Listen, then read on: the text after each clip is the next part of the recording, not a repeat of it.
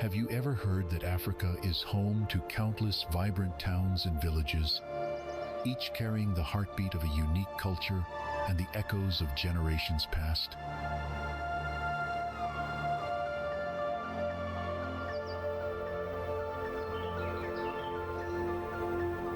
Across sweeping savannas, lush rainforests, desert landscapes, and coastal plains, these communities are rich in tradition, resilience, and an enduring connection to the land.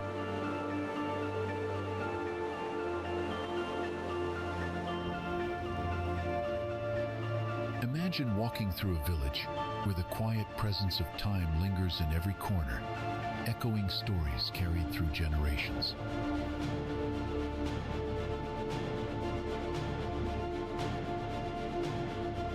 In West Africa, some villages showcase ancient stone architecture and oasis landscapes, where daily life is deeply connected to the desert environment and limited water sources.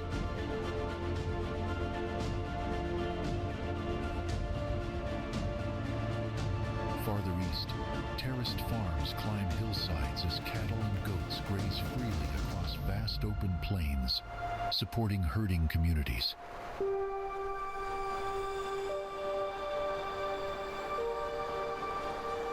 To the south, rural communities blend harmony and tradition, where cattle herders and artisans uphold the customs of generations, even as modern life slowly weaves its way in.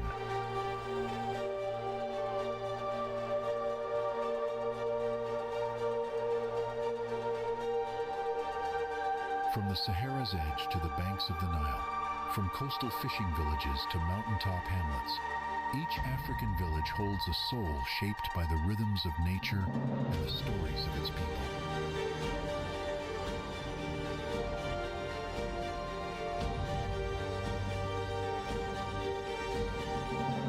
Join us as we journey through Africa's towns and villages, discovering places where history lives, culture breathes, and every corner offers a glimpse into the spirit of a continent like no other.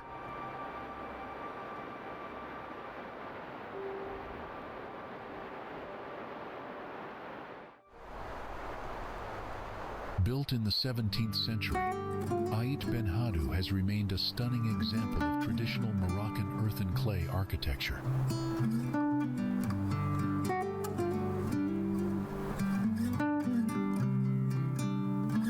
Had it not been for its strategic location, the village might never have played such a vital trading role.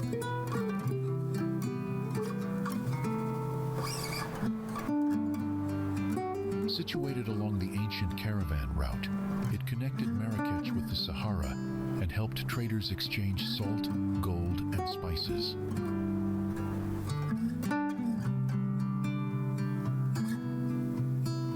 The village, which was constructed with a mixture of earth and straw, blends perfectly with the surrounding desert landscape.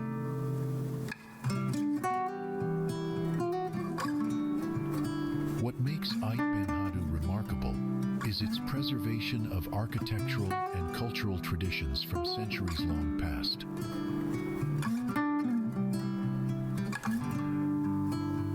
Not only is it visually striking, but it also serves as a cultural time capsule of pre-Saharan life.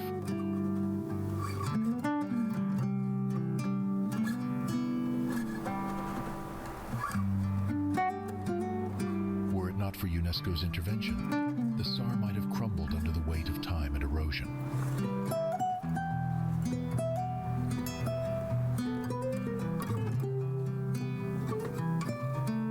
Aït Benhaddou was designated a World Heritage Site by UNESCO in 1987, securing its protection and international recognition.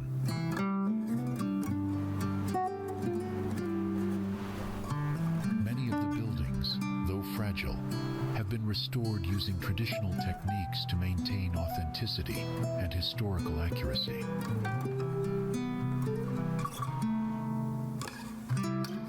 The SAR has attracted filmmakers worldwide, being featured in Gladiator, Game of Thrones, and The Mummy, among others.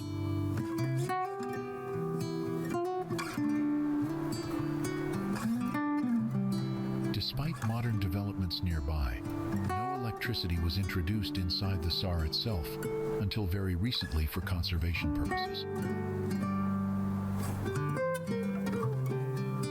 What few people know is that only a handful of families still live within the walls of this historic village today.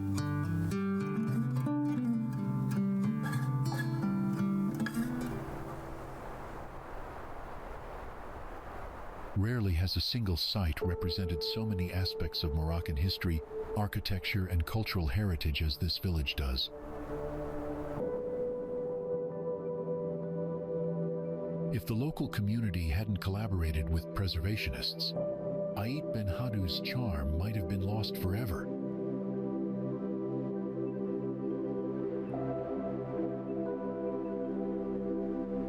Revered by historians and tourists alike, this majestic SAR remains a window into the glorious past of southern Morocco. Now, before we move on to the next destination, here's a fun question for you. What do rural African villagers mainly rely on for their livelihood?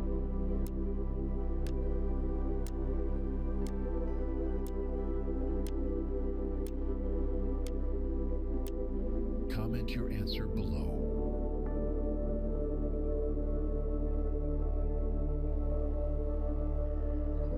Nestled in the cool highlands of northeastern Tanzania, a quiet settlement grew amid the Usambara Mountains' fertile slopes.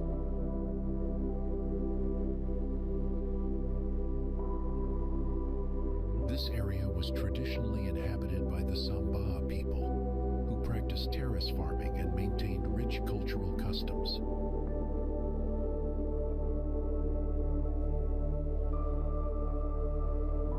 German colonists arrived in the late 19th century and transformed the region into a retreat known as Wilhelmsthal.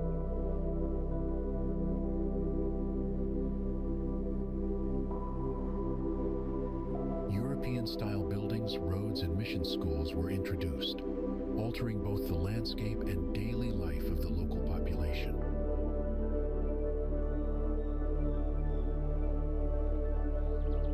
Following World War I, British administrators took control and continued many of the existing colonial institutions.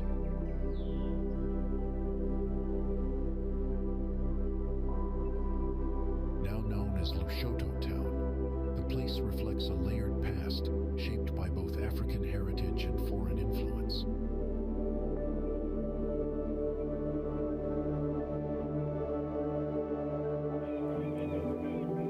Fontainhas is a remote village perched on steep cliffs along the north coast of Santo Antão Island in Cape Verde.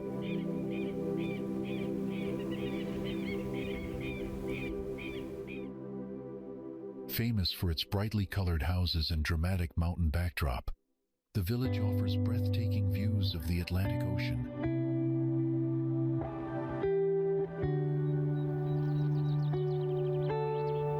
Accessible by a narrow mountain road, Fontainhas remains one of the most picturesque and isolated settlements in West Africa.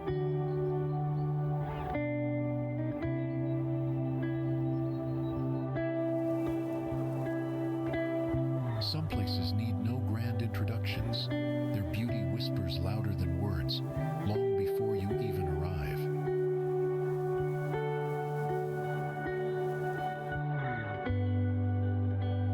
Positioned on South Africa's southern coast, Hermanus lies 120 kilometers southeast of Cape Town's bustling cityscape.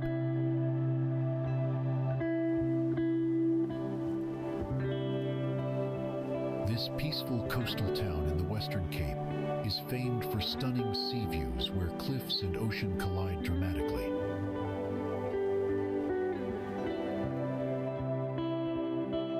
Along winding cliff paths, waves crash below while the air carries salt, sunlight, and something beautifully timeless and still.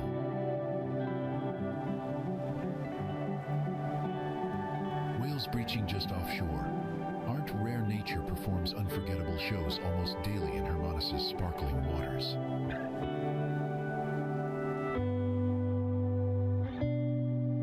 The town has quiet charm, whitewashed whitewashed homes, blooming finbows, and markets bursting with oysters, fish, and coastal flavors.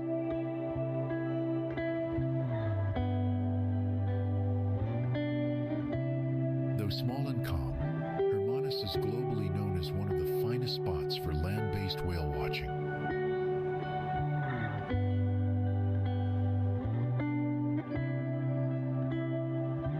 Only 2 hours scenic drive from Cape Town, it offers travelers peaceful seclusion without being distant or isolated.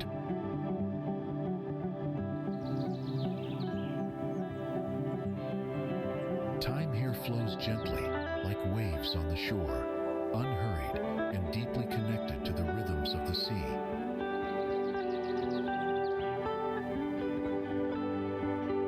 Truly, Hermanus is a breathtaking blend of serenity, rugged coastline, ocean drama, and the grace of untamed nature.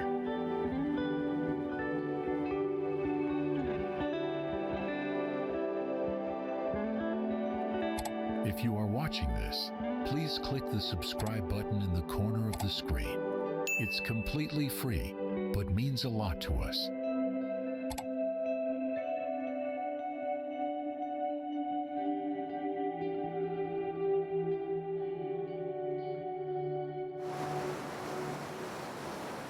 A small coastal town in southern Mozambique is known for its calm and peaceful environment.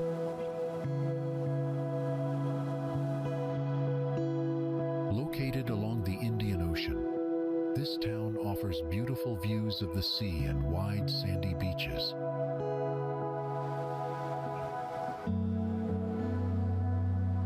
The relaxed atmosphere creates a slow-paced daily life, perfect for those seeking quietness.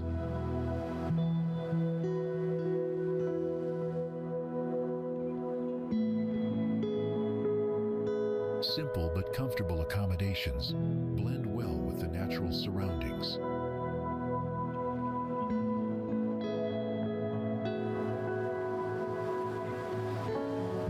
Most residents live from fishing and small-scale agriculture, maintaining a close connection to the land and ocean.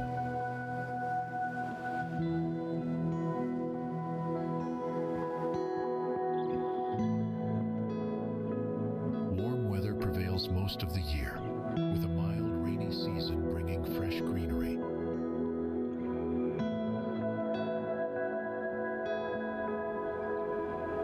Roads in and around the town are mostly unpaved, adding to its rustic and untouched charm.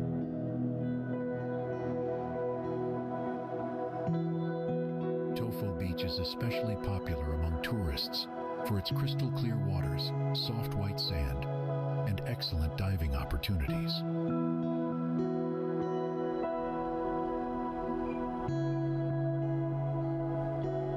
Many visitors enjoy walking along the shoreline at sunrise, taking in the peaceful scenery.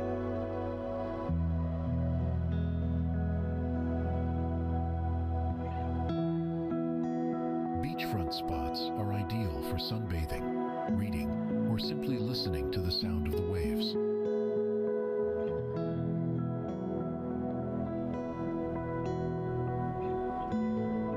Some areas offer guided boat rides that allow tourists to explore the coastline from the water.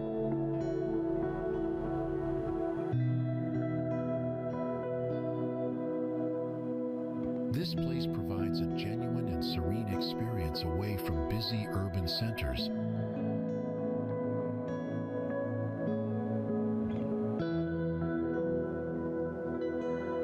Located on the west coast of Mauritius, this town has undergone major historical changes over several centuries.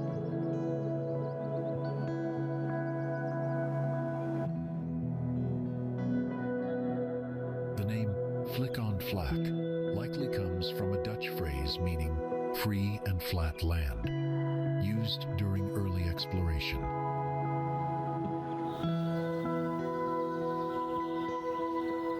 In the 17th century, Dutch settlers used the area mainly for hunting and resource gathering, without forming permanent settlements.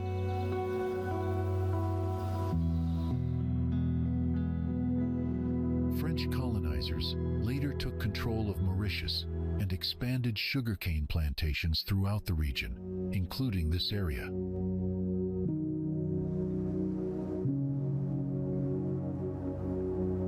Under French rule, enslaved people worked on nearby estates, contributing to the colony's growing agricultural economy.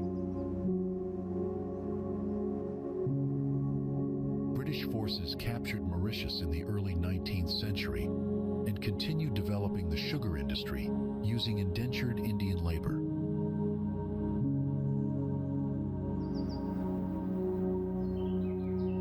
For many decades, the town remained small, with local life centered around fishing, farming, and work on nearby sugar estates.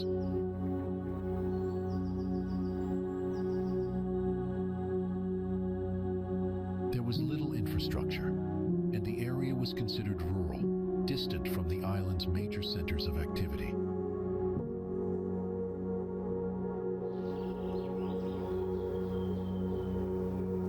Tourism did not develop until the late 20th century, when national policies encouraged investment along the coastal zones. Modern hotels and roads were gradually built, but remnants of the colonial past remained scattered around the region.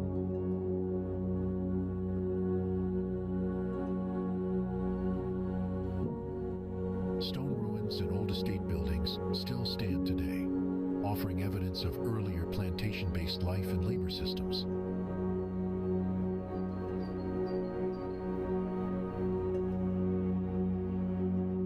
Some families in the town can trace their roots back to indentured workers or laborers from the colonial sugar era.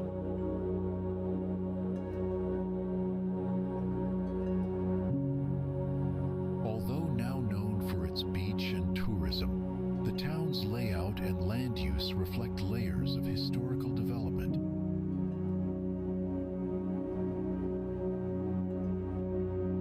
The contrast between modern resorts and historical ruins highlights the tension between preservation and economic growth.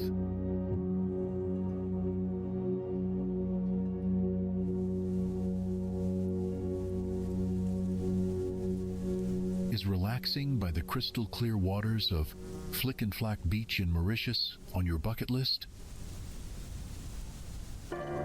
Comment 2 if you've been, 4 if it's now on your list.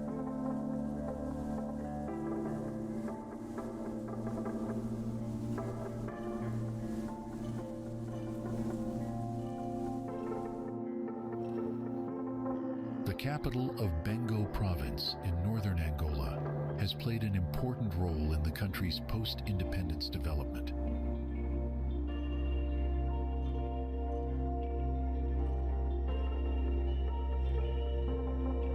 Caxito grew from an agricultural area managed by Portuguese settlers during the colonial period.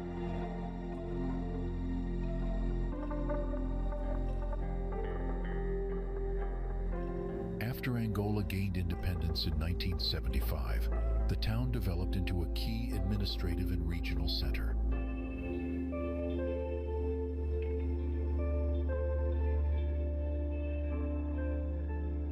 The Angolan Civil War from 1975 to 2002 caused major damage to infrastructure and slowed growth significantly.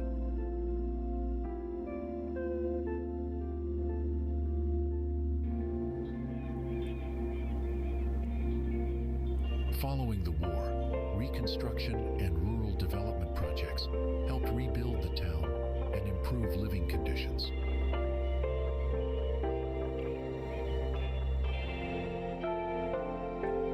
Improved rail connections to Luanda have revived economic activity and increased mobility for residents.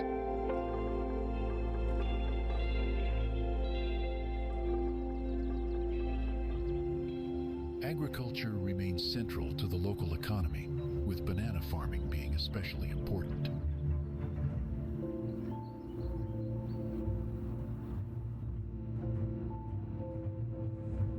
The town's central market is a lively place where locals trade fresh produce and everyday goods daily.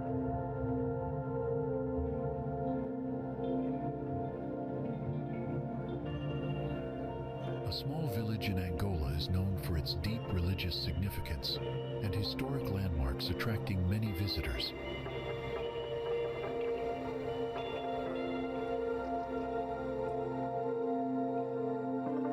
Muxima is famous for its Catholic church, which was constructed during the Portuguese colonial era in the late 1500s.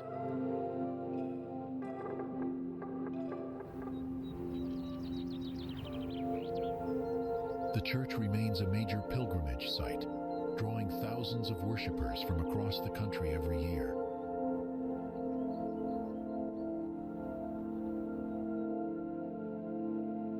Local residents and tourists alike come to Muxima to participate in religious ceremonies and cultural events held regularly.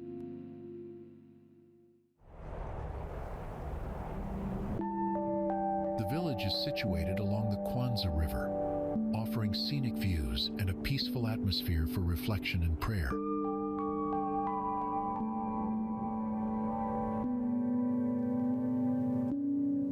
We gather info from many sources. If you spot errors or want to add more, please comment. We'd love your input.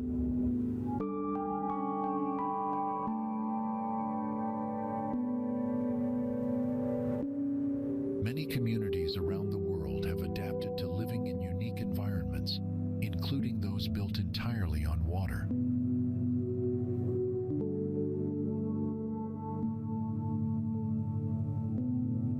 Ganvie was founded in the 16th century by the Tofo people who sought safety from slave traders in the region.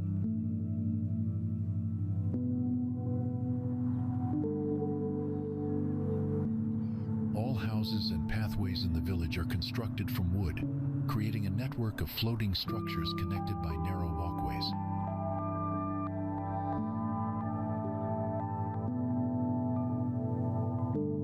Residents mainly rely on fishing for their livelihood and use small boats to travel between their homes and local markets.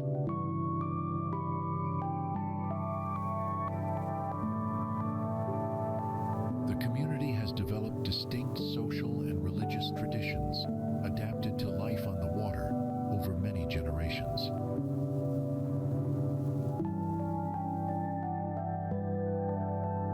Tourists from around the world visit Ganvie to experience its unusual way of life and rich cultural heritage.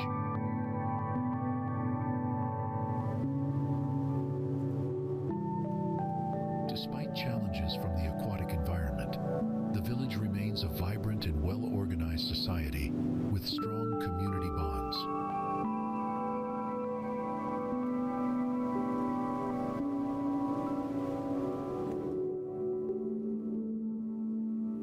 Tucked between dry hills and dusty footpaths, a quiet village on Santiago Island holds centuries of rural tradition.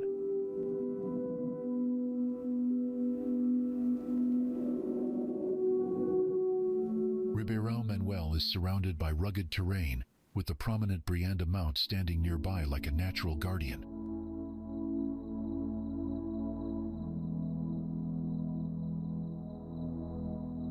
Farming and raising animals remain central to daily life, carried out with simple tools and deep knowledge of the land.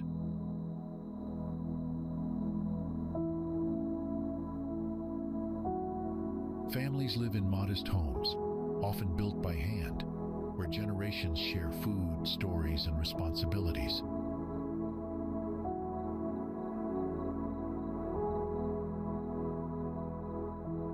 Though far from the island's urban centers, the village carries the spirit of Cape Verdean resilience and cultural pride.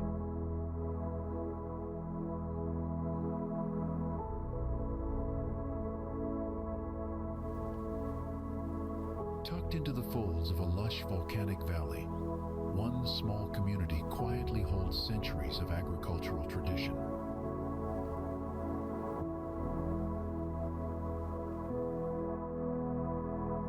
Fajã de Cima, though modest in size, has deep historical roots tied to early settlement patterns on Santo Antão Island.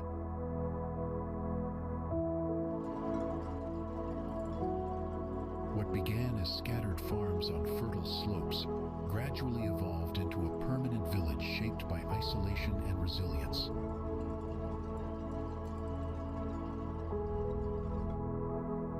Passed down through generations, the terraced farming methods here reflect a careful balance between environment, labor, and survival.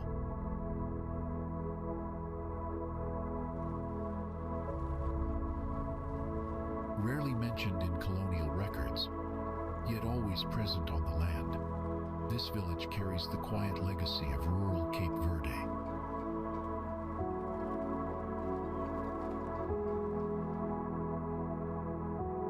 Hidden deep within towering green cliffs, a quiet settlement endures where water, stone, and time have shaped survival.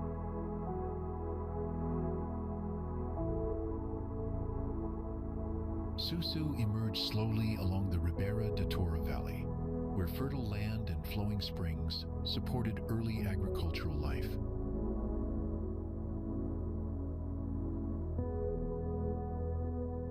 Unlike coastal towns touched by trade, this village grew in isolation, rooted in subsistence farming and seasonal rhythms.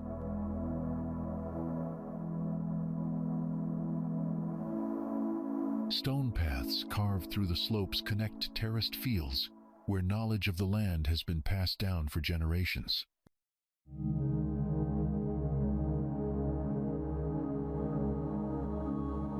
Little recorded in official histories, yet rich in lived memory, Susu reflects the resilience of Cape Verde's inland communities.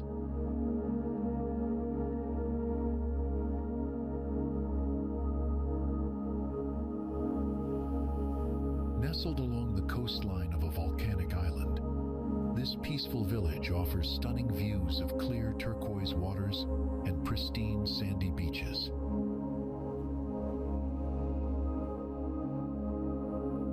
The community thrives on traditional fishing and small-scale agriculture, maintaining a simple yet vibrant way of life deeply connected to nature.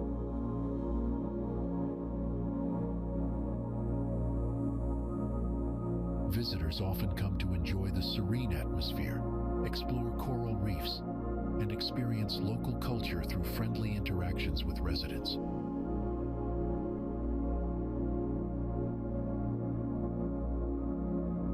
The village plays an important role in preserving the heritage and natural beauty of the island.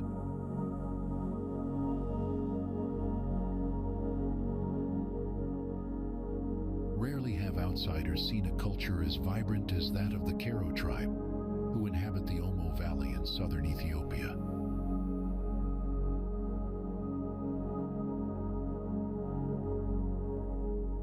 Not only are they known for their intricate body painting and scarification, but they also use these markings to convey social status and personal beauty.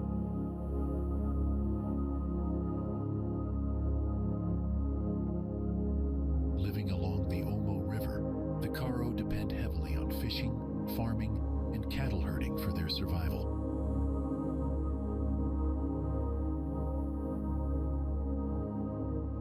Were it not for their deep respect for nature, many of their traditional rituals and ceremonies would have vanished by now.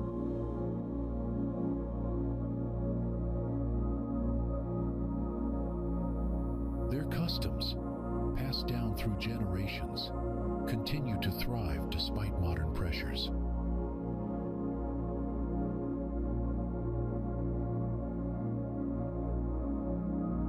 Is there a region or country you're curious to explore next?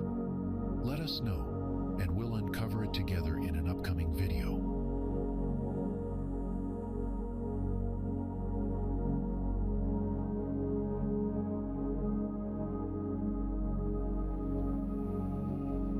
Harar Jugol, surrounded by ancient walls, holds colorful alleys, historic mosques, and deep Islamic traditions rooted in Ethiopia. This old town blends culture, faith, and history, making it one of the most unique and spiritual places in East Africa.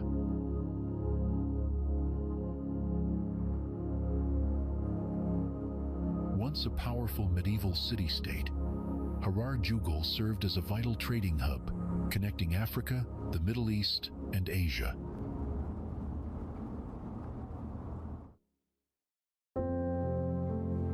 Built in the 16th century, its ancient walls provided strong protection against invading forces.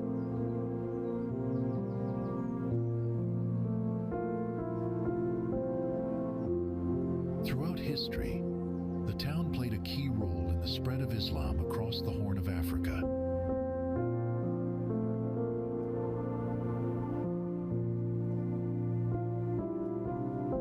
It stands as a remarkable symbol of cultural heritage and religious tradition that continues to thrive.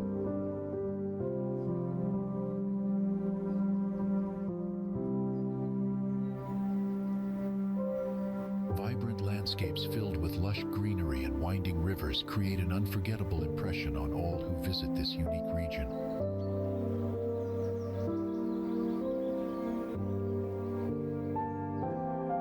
A hub for diverse indigenous communities, the town fosters a rich tapestry of languages, customs, and cultural celebrations.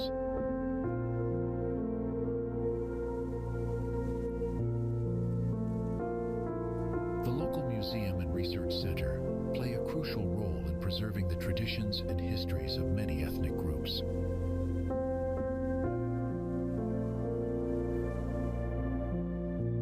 Bustling markets offer a vivid glimpse into everyday life, featuring colorful crafts and lively social interactions among residents.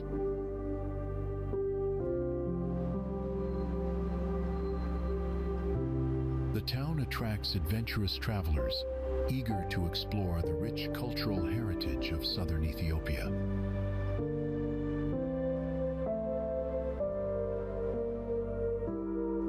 Grazing cattle and goats frequently appear along dusty paths, highlighting the pastoral economy deeply ingrained in nearby villages.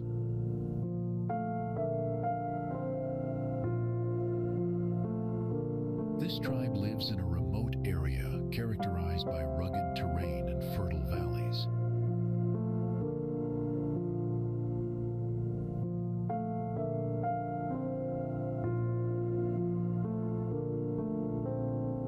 Their daily life revolves around farming and raising livestock to sustain their community.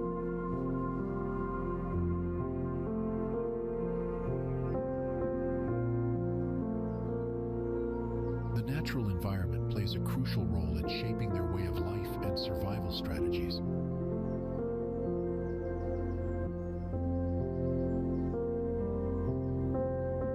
Steep terraces carved into rocky hillsides reveal a long tradition of sustainable farming and community resilience.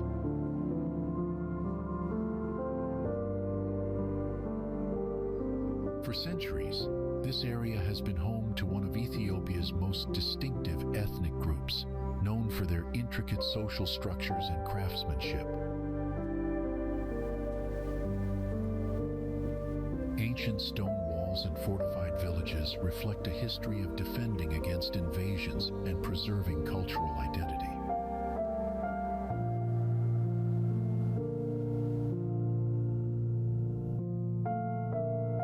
The town stands as a testament to the ingenuity and perseverance of its people.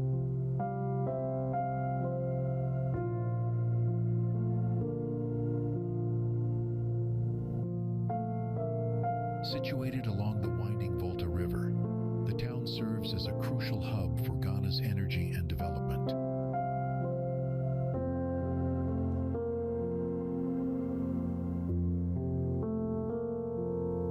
The towering Akosombo Dam harnesses the river's power, supplying electricity to much of the country and neighboring regions.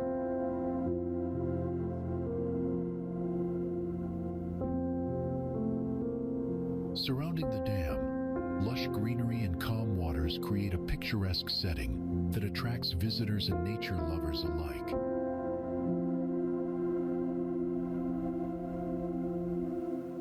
The town's economy largely depends on hydroelectric power, fishing, and tourism.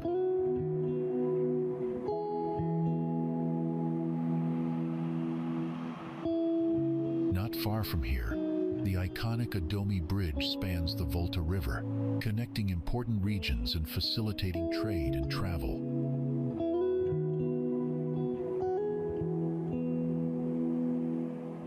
Local markets bustle with vibrant colors, offering crafts and goods from nearby communities.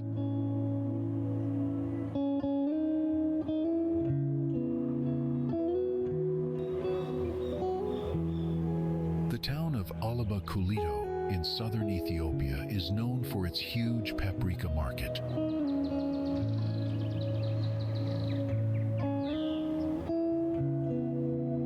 Every week, farmers and traders gather to buy and sell large quantities of dried red chili peppers, which are a key ingredient in Ethiopian cuisine.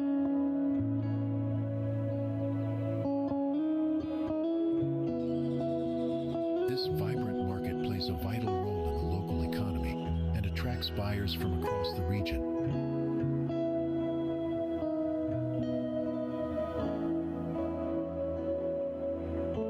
Set along the picturesque coastline of West Africa, this historic town boasts stunning ocean views and vibrant local culture.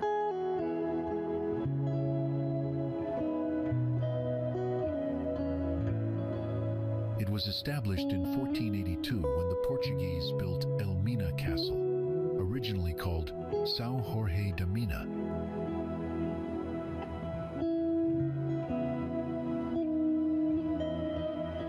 The castle was intended to protect Portuguese interests in the gold trade along the West African coast.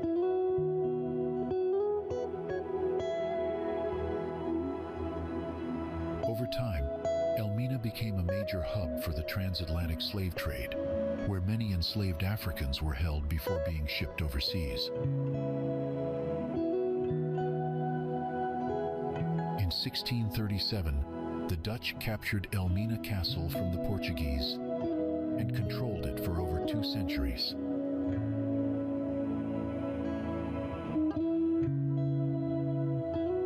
The castle was later taken over by the British in 1872, marking a shift in colonial power in the region.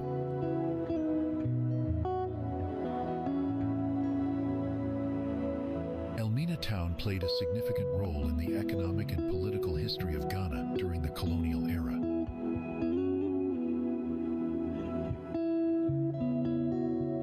The town's historical sites, especially Elmina Castle, are now recognized as UNESCO World Heritage Sites for their cultural importance.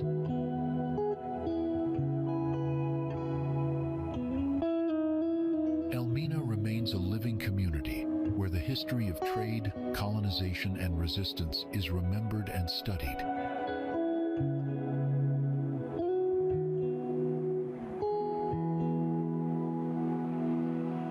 Its rich past continues to attract tourists and historians interested in West African history.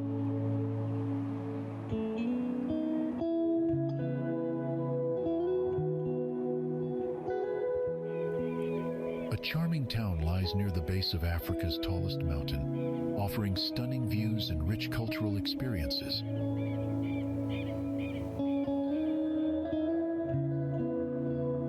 This town is a vital border crossing between Kenya and Tanzania, facilitating important trade and travel routes.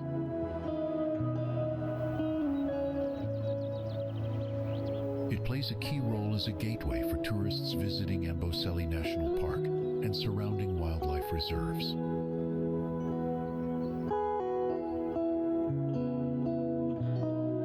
The economy largely depends on agriculture, cross-border trade, and growing ecotourism activities.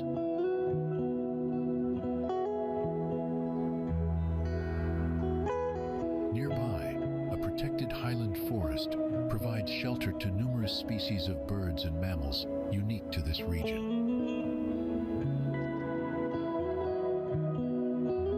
Managed carefully by local authorities, the forest also supports educational and conservation efforts.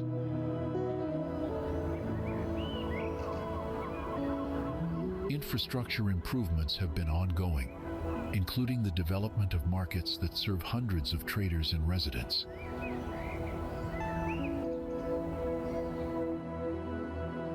One notable market, Illicit Market, covers 9 acres and significantly boosts local commerce.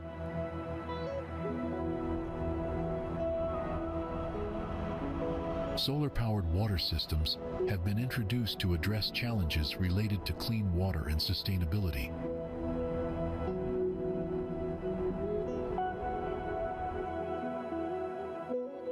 The community predominantly consists of Maasai people, whose traditions deeply influence local culture and daily life.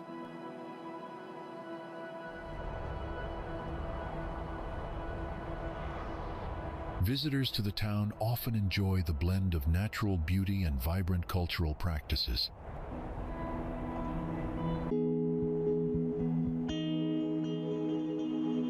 Its proximity to Amboseli National Park makes it a convenient base for safari enthusiasts and adventurers.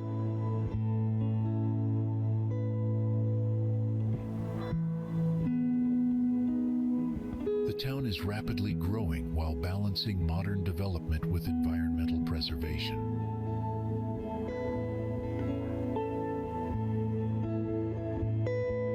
Local leaders actively promote sustainable practices to protect both the forest and the surrounding wildlife.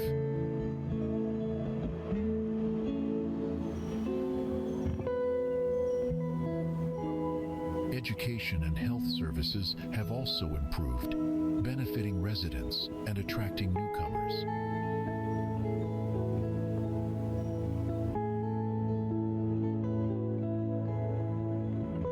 This town remains an important economic and cultural hub in Kenya's Rift Valley region, combining tradition and progress.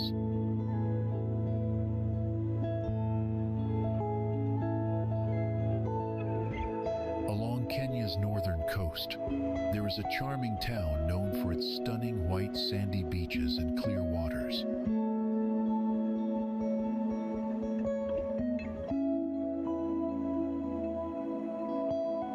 The town offers a peaceful atmosphere where locals and travelers alike can enjoy relaxation and cultural experiences.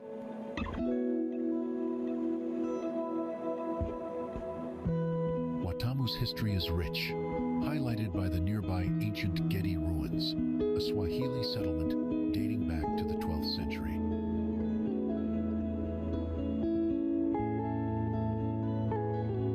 Many people who live here make their living through fishing, tourism, and small-scale farming.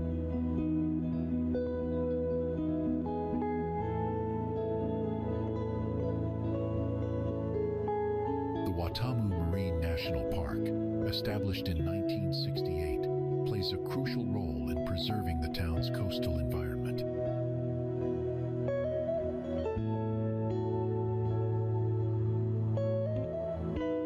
Throughout the year, the town experiences warm tropical weather, with dry seasons offering ideal conditions for outdoor activities.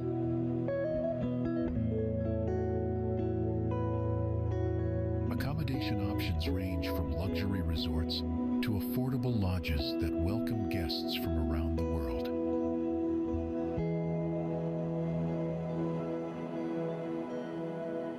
The town's growth has been steady, yet it manages to maintain a relaxed and inviting atmosphere.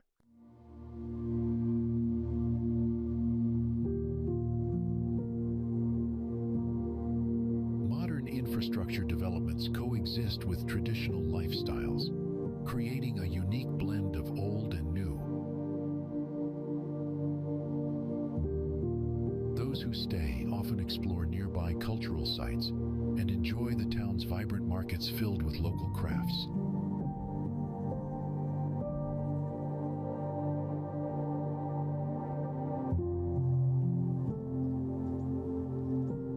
Theolo is a small highland town in southern Malawi, surrounded by lush green hills and tea estates.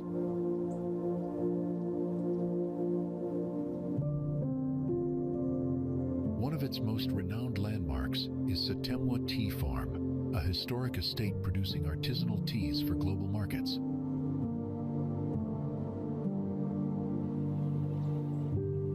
The farm not only drives drives the local economy, but also enhances community life through employment and sustainable development efforts.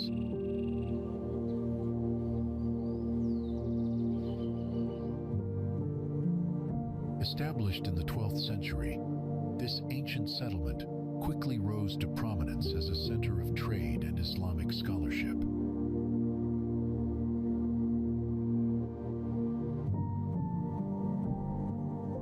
It became a thriving hub for trans-Saharan caravans, particularly those transporting salt and gold.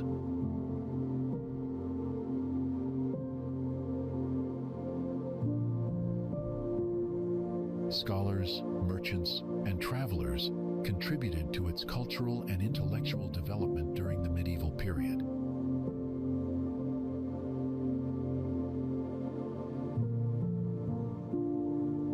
Although much of its former glory has faded, the town's stone ruins still bear witness to its historic importance.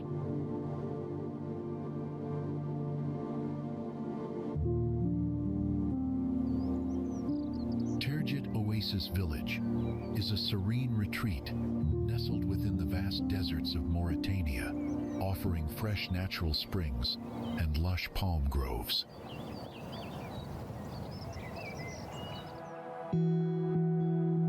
The village serves as an important resting place for travelers crossing the Sahara Desert, providing water and shelter in an otherwise harsh environment.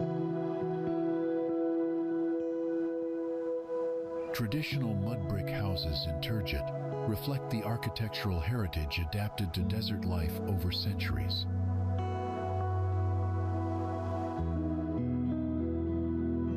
Locals maintain the oasis carefully to preserve its unique ecosystem and cultural significance.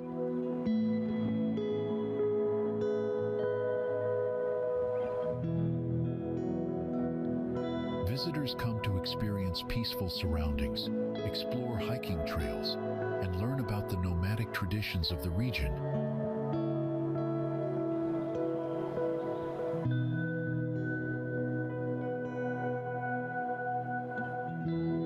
Known for its ancient libraries and religious heritage, Chinguetti holds a special place in Mauritania's history.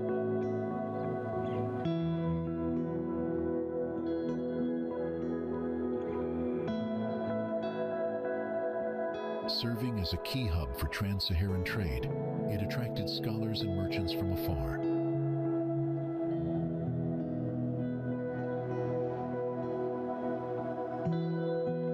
Its unique sandstone buildings have stood the test of time, preserving centuries of culture and knowledge.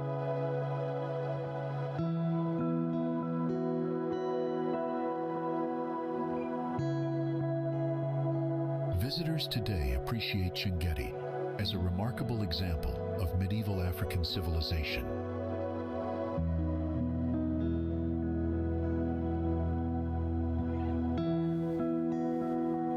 Tanachert Oasis is a small but vital water source located in the vast Sahara Desert of Mauritania.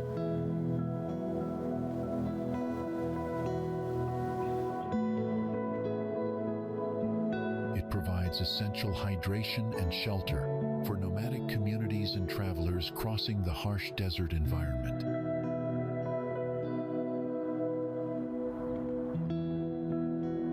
The oasis is surrounded by sparse vegetation, mainly palm trees, which create a rare green space in the arid landscape.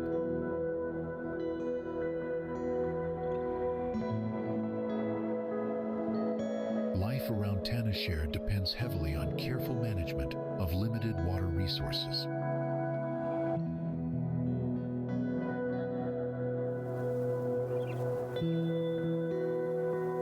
Despite its remote location, the oasis holds cultural and ecological importance for the people of the region.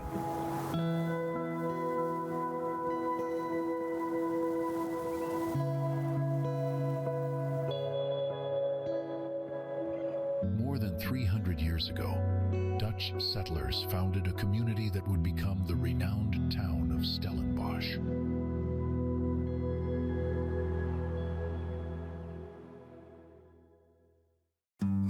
The settlement quickly expanded, as agriculture thrived in the fertile soil surrounding the area.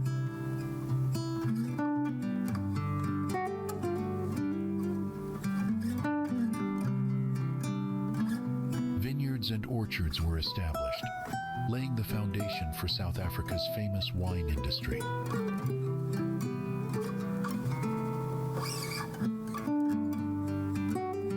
Streets were carefully planned and named after local flora, reflecting Dutch urban design traditions.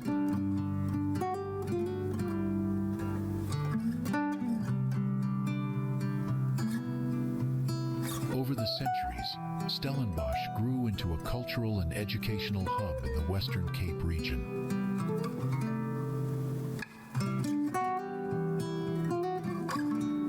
Its Cape Dutch architecture and oak-lined streets have preserved the town's colonial charm.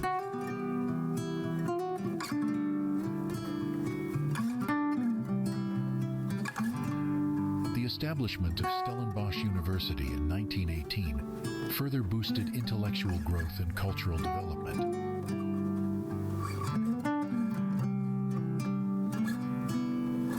Throughout its history, the town played important roles during South Africa's complex political changes, including the apartheid era.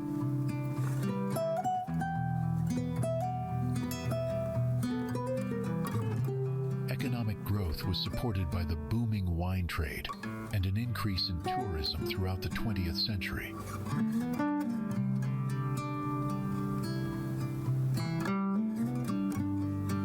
Visitors are drawn to the historic estates and picturesque landscapes that surround Stellenbosch.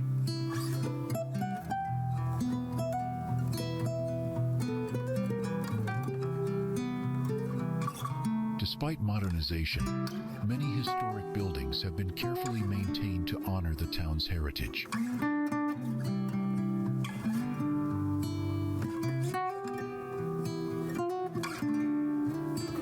Various festivals celebrate the diverse cultural influences that shape Stellenbosch today.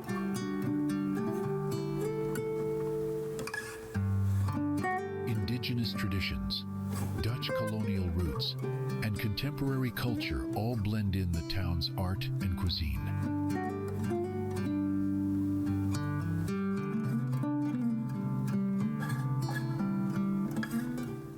Stellenbosch remains a key destination for both education and leisure in South Africa.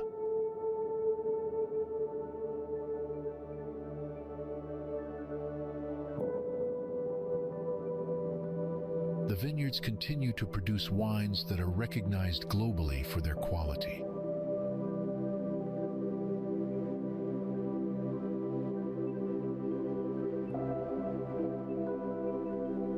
As a symbol of South Africa's layered history, Stellenbosch reflects both challenges and achievements through time.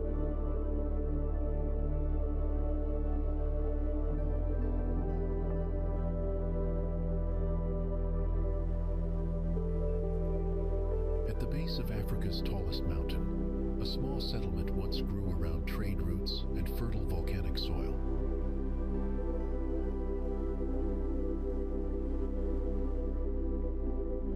Over time, this area attracted both local communities and foreign traders due to its favorable climate and strategic location. During the German colonial era in the late 19th century, the town was officially established as a railway station on the route to the interior.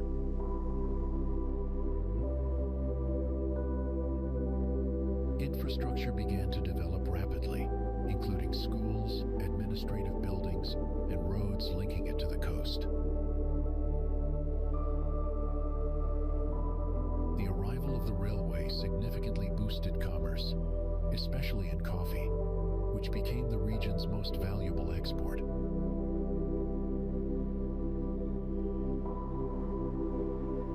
Colonial powers used the area as a base for agricultural experimentation and control of surrounding lands.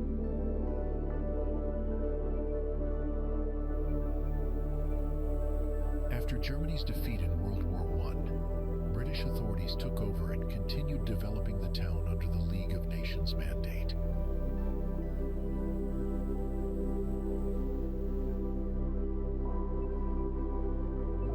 resistance to colonial rule began to grow, influenced by broader independence movements across East Africa.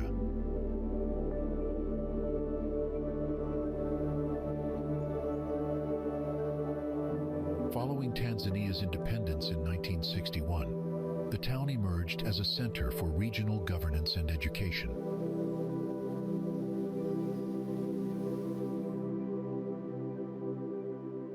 A strong cooperative system among local coffee farmers helped strengthen the post-colonial economy.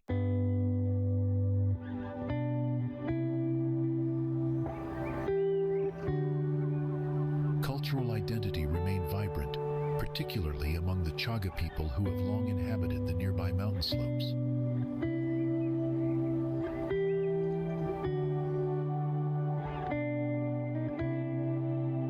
Traditional knowledge and modern growth began to blend, shaping the town's evolving identity.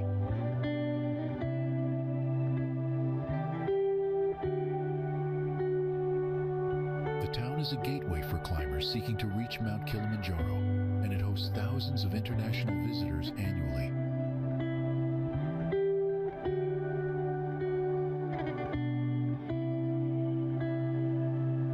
Tourism, education, and agriculture now form the backbone of its economy.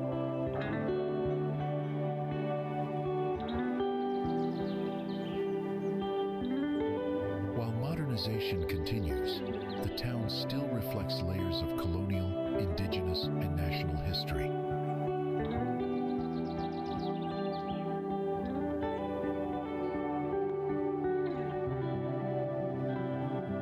At the foot of forested mountains, a settlement began to grow as farmers, traders, and travelers moved inland from the coast.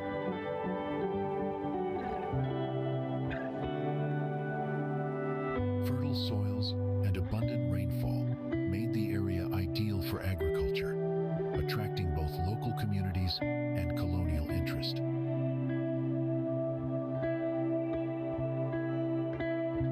During German colonial rule in the late 19th century, the town was developed as an administrative center and supply base.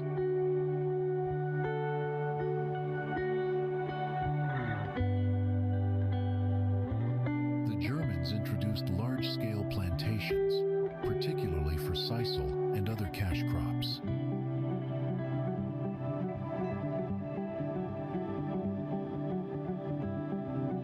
Infrastructure expanded, including rail lines and roads that connected the area to Dar es Salaam and the interior.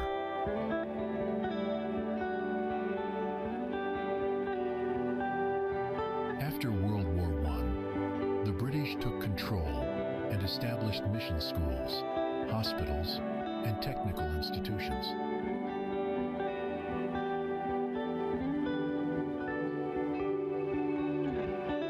One of the town's defining features became its role in education and agricultural training.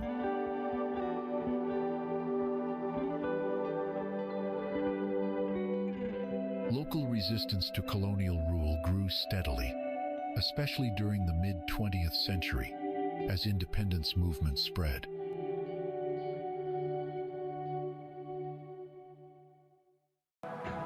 Following Tanganyika's independence in 1961, the town became a model for rural development and cooperative farming.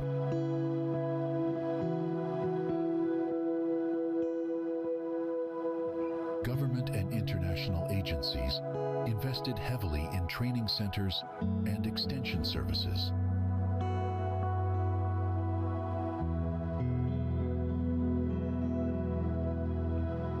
The surrounding Uluguru Mountains continued to support smallholder farming and water sources for the town.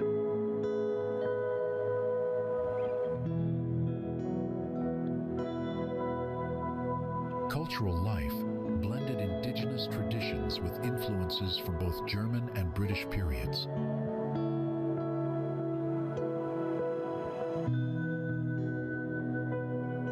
While urban growth increased in recent decades, the town has retained a relaxed, community-centered atmosphere.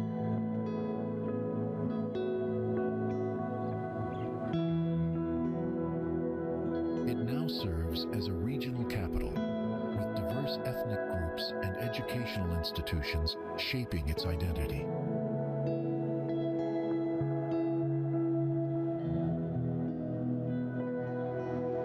The story of the town reflects broader themes of colonialism, resistance, and rural transformation in East Africa.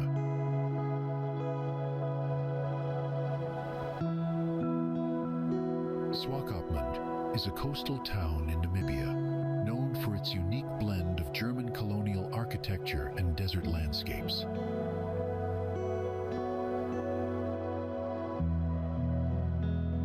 Established in 1892 by German colonists, it served as an important port for the German Empire in Southwest Africa.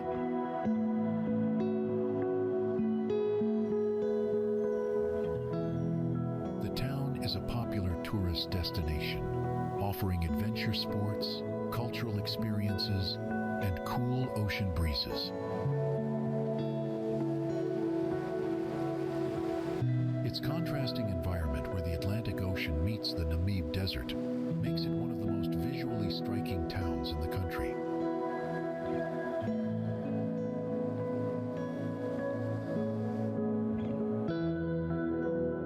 Nestled high in the mountains of Lushoto, Semenkong is a remote town known for its dramatic natural beauty and isolation.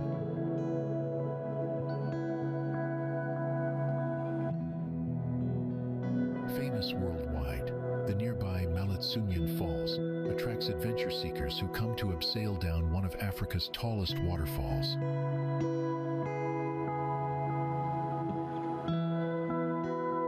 In daily life, donkeys play a vital role, hauling goods across rugged terrain for the resilient Bantu communities living there.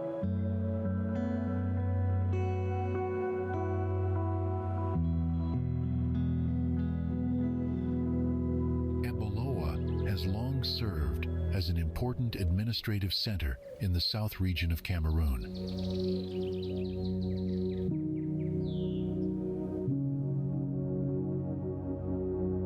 The town developed during the colonial period, when German and later French authorities established administrative posts in the area.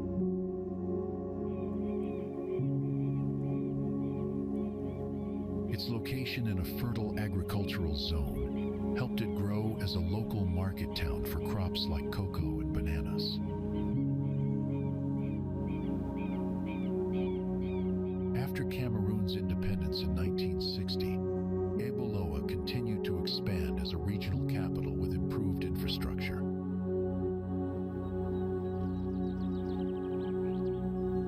The town reflects a blend of colonial heritage and modern development, playing a key role in the region's economy and governance.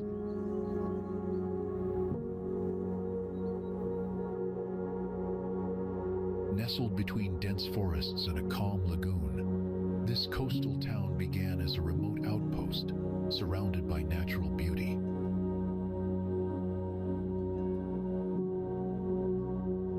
Indigenous Kuko and San peoples originally inhabited the region, living off the land and the sea.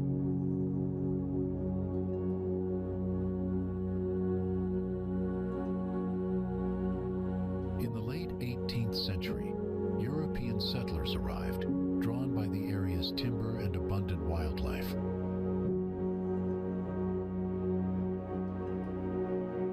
George Rex, often called the founder of Nisna, acquired land in the early 1800s and played a major role in shaping the town's early economy.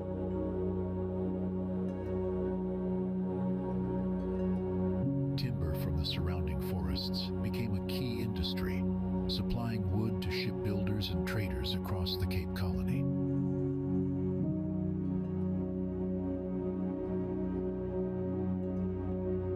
As the demand for wood grew, the forests of Nisna gained economic and environmental significance.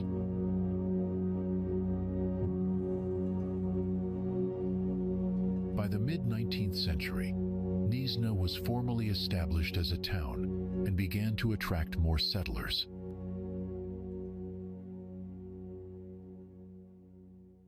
The construction of the Nisna harbor allowed ships to transport goods, though dangerous tides made navigation risky.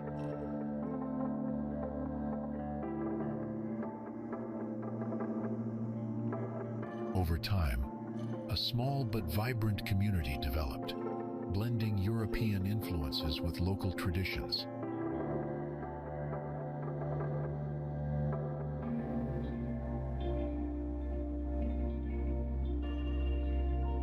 In the 20th century, Nisna became increasingly known for its natural beauty and biodiversity.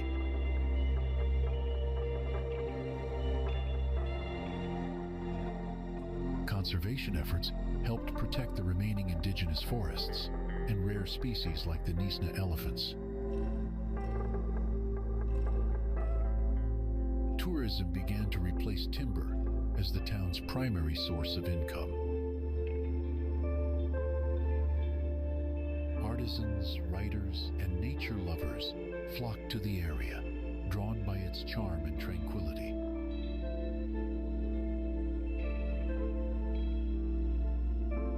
Despite several fires and natural challenges, the town has rebuilt and adapted over the years.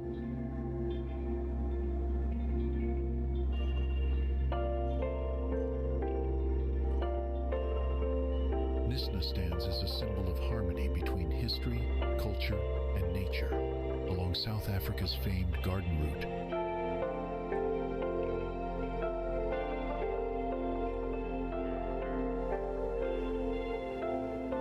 Historically, Mossel Bay is recognized as the landing site of Portuguese explorer Bartolomeu Dias in 1488.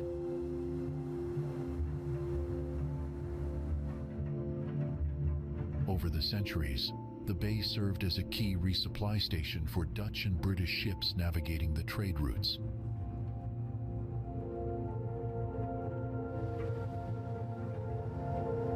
By the mid-1800s, the settlement had developed into a busy port town focused on wool exports and agriculture.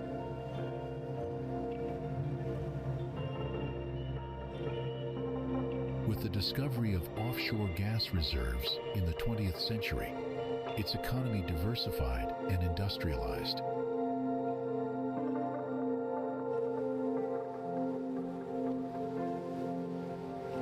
Today, it preserves a rich maritime legacy while continuing to grow as a coastal tourism destination.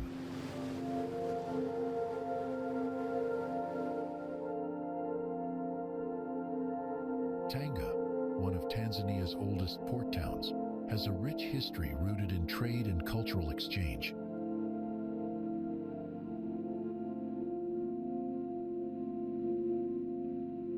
For centuries, it was part of the Indian Ocean trade network, connecting East Africa with Arabia, India, and beyond.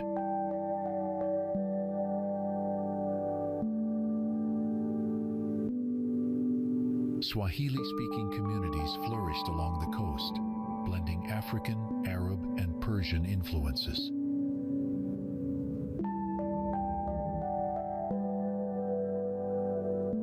In the late 19th century, Tanga came under German colonial rule and became the administrative capital of German East Africa.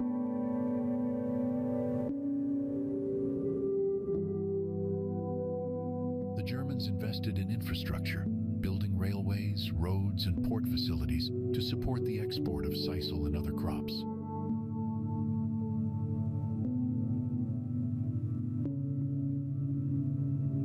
During World War I, Tanga was the site of a major battle between British and German forces in 1914.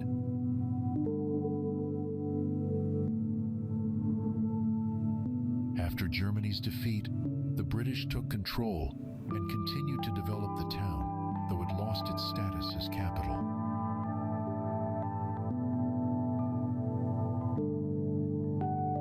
Tanga remained a key center for sisal production throughout the mid-20th century, fueling economic growth.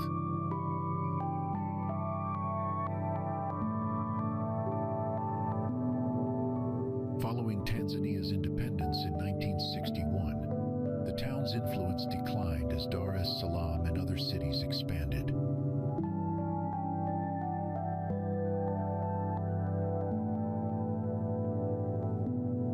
Tanga still reflects its layered colonial and Swahili heritage through its architecture, layout, and cultural life.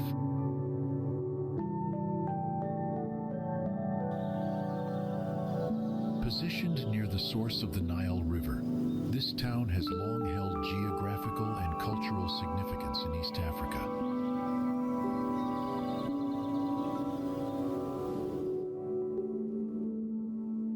Indigenous Basoga people originally inhabited the area, thriving along the riverbanks with fishing and farming.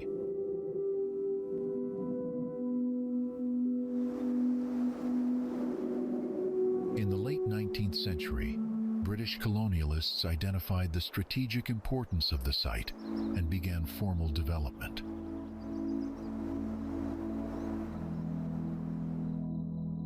The arrival of the Uganda Railway in the early 1900s transformed the town into a transport and commercial hub.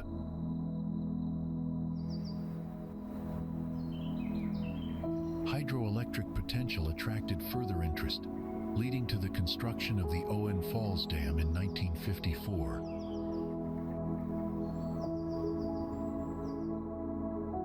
This project supplied electricity to much of Uganda and sparked industrial growth in Jinja. During the 1960s, Jinja became one of East Africa's leading industrial centers, with factories producing textiles, steel, and sugar.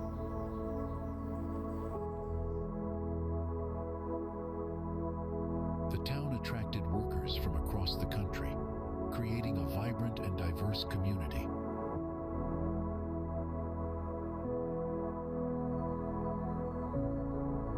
However, political instability and economic challenges in the 1970s led to the decline of many industries.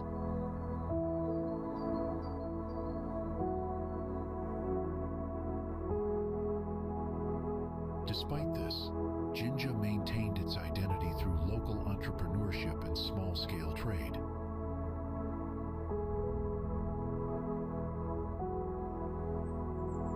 In recent decades, the town has re-emerged as a tourism hotspot, especially for adventure sports like whitewater rafting on the Nile.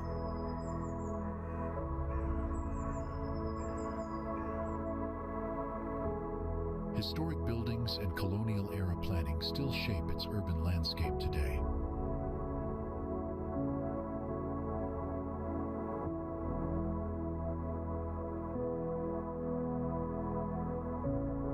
Whether hidden in vast savannas or perched along rugged coastlines, Africa's villages and towns hold stories worth discovering.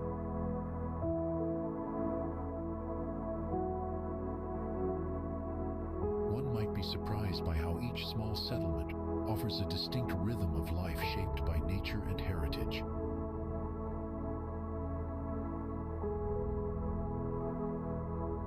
Though often overlooked by mainstream tourism, these places quietly preserve languages, crafts, and customs passed through generations.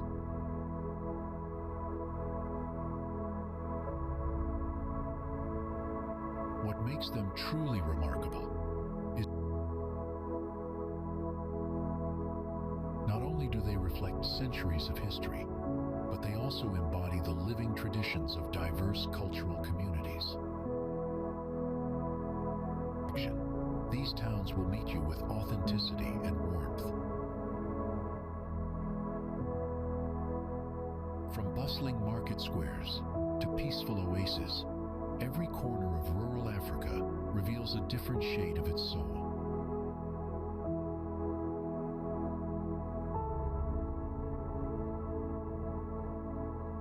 In the end, to explore African villages and towns is to walk through a living archive of human resilience and beauty.